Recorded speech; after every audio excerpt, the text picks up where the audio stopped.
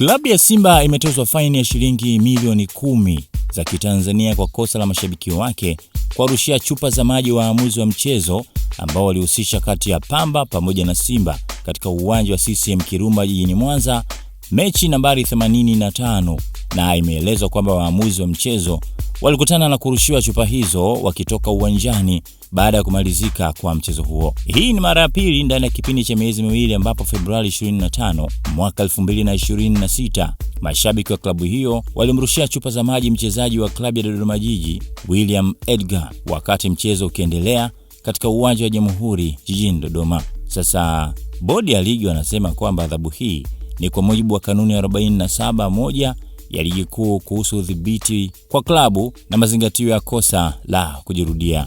Haya, huo ni kwa upande wa Simba, ambapo sasa watalazimika tena kutoa shilingi milioni 10 kwa makosa ambayo walifanya mashabiki wao. Una mtazamo wowote? Weka komenti yako hapo chini.